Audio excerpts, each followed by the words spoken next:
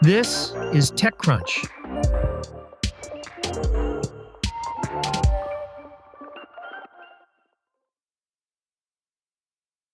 Amazon's AI chatbot Rufus saw a surge of adoption on Black Friday, according to new data published over the weekend by market intelligence firm Sensor Tower. In the US, Amazon sessions that resulted in a purchase surged 100% on Black Friday compared with the trailing 30 days, while sessions that resulted in a purchase and didn't include Rufus increased by only 20%. In addition, Amazon saw a 75% day-over-day increase for sessions that included Rufus and resulted in a purchase, compared with just a 35% day-over-day increase for sessions without Rufus that had resulted in a purchase. The firm also noted that Amazon sessions that involved the AI chatbot outpaced total website sessions. On Black Friday, Amazon's total website sessions increased by 20% day-over-day, while those that involved Rufus were up by 35%. Amazon's AI chat was first launched into beta in early 2024 before rolling out to all U.S. customers later that year. Today, Rufus helps Amazon shoppers find products, get recommendations, and perform product comparisons. Data shows that Rufus's adoption to drive Black Friday sales is part of a broader surge in consumers turning to AI to help them with holiday shopping. According to e-commerce data from Adobe Analytics, which tracks more than 1 trillion visits to U.S. retail websites, AI traffic to U.S. retail sites increased by 805% year-over-year on Black Friday. This indicates that consumers more heavily embrace generative AI chatbots to find deals and research products this year. The AI tools were mostly used for popular Black Friday deal categories like electronics, video games, appliances, toys, personal care items, and baby and toddler products. Adobe Analytics also noted that the use of AI increased conversions. It found U.S. shoppers who came to a retail site from an AI service were 38% more likely to buy compared with non-AI traffic sources. Whether AI directly contributed to the record Black Friday spending of $11.8 billion is less clear.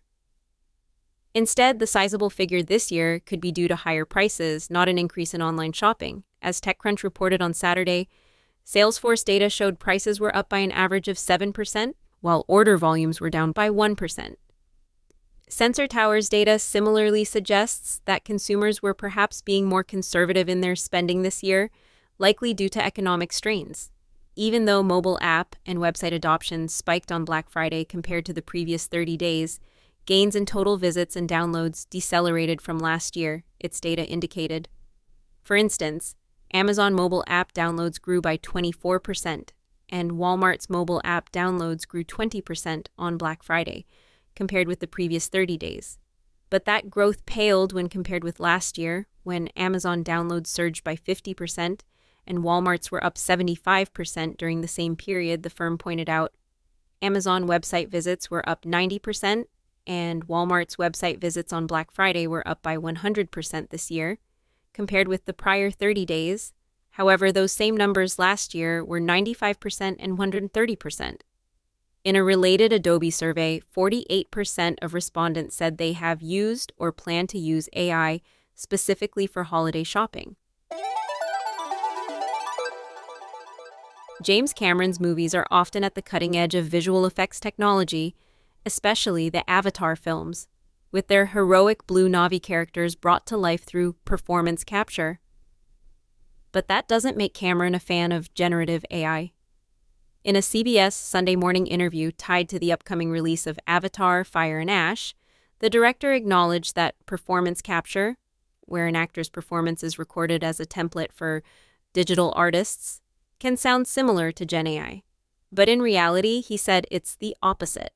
Cameron said, "For years, there was this sense that, they're doing something strange with computers, and they're replacing actors, when in fact, once you really drill down and you see what we're doing, it's a celebration of the actor-director moment."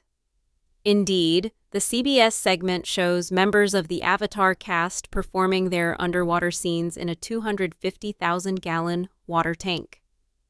Cameron said, go to the other end of the spectrum and you've got generative AI, where they can make up a character, they can make up an actor, they can make up a performance from scratch with a text prompt. No, that's horrifying.